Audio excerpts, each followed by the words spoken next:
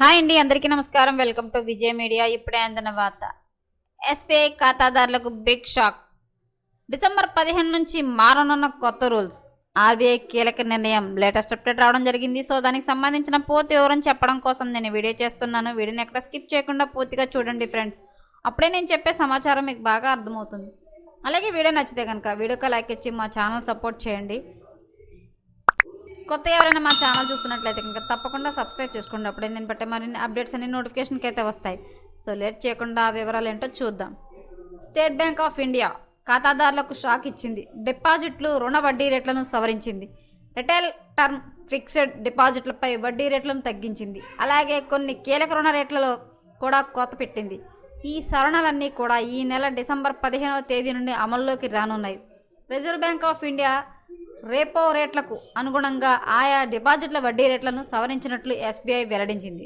3 కోట్ల రూపాయలలోపు దేశీ రిటైల్మెంట్ టర్మ్ డిపాజిట్లు marginal cost of funds based lending rate, external benchmark link rate base రేట్పై ఈ మార్పులు ప్రభావం చూపుతాయి. చాలా వరకు రిటైల్ టర్మ్ డిపాజిట్లలో వడ్డీ రేట్లు మారలేదు. అయినప్పటికీ డిసెంబర్ 15 నుండి అమల్లోకి వచ్చే 444 రోజుల అమృత డిజిటల్ పథకంలో వడ్డీ రేటును 6.60 నుంచి 6.40% తగ్గించింది. సీనియర్ సిటిజన్లకు ఉద్దేశించిన 2 ఏళ్లలోపు అన్ని డిపాజిట్లలో కూడా అధిక వడ్డీ రేట్లు యథాతథంగా కొనసాగుతాయి. 2 నుండి 3 సంవత్సరాలలోపు కాలపరిమితిలో డిపాజిట్లో మార్పు చోటు చేసుకున్నాయి. ఈ కేటగిరీలో వారి వడ్డీ రేటును 6.95 నుంచి 6.90% తగ్గించారు. ఈ టెన్యూర్ కోసం సాధారణ ప్రజలకు వడ్డీ రేటు గతంలో 6.40% ఉండగా ఇప్పుడు ఇది 6.40% తగ్గించింది. కొన్ని కేటగిరీలకు సంబంధించిన రుణగ్రహీతలకు ఊరటనిచ్చే State Bank of India SBI అన్ని కాలపరిమితులకు ఎంసీఎల్ఆర్ రేట్లను 5 బేస్ పాయింట్లకు తగ్గించింది.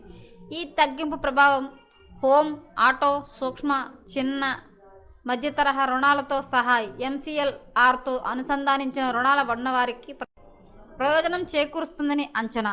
సవరించిన ఎంసీఎల్ఆర్ రేట్లు ఓవర్నైట్ 1 నెల కాలపరిమితులకు 7.80% తగ్గించారు. ప్రస్తుతం ఇది 7.90%. అలాగే 3 నెలల కాలానికి 8.30 నుండి 8.25%, 6 నెలల కాలానికి 8.65 నుండి 8.60%గా నిర్ణయించారు.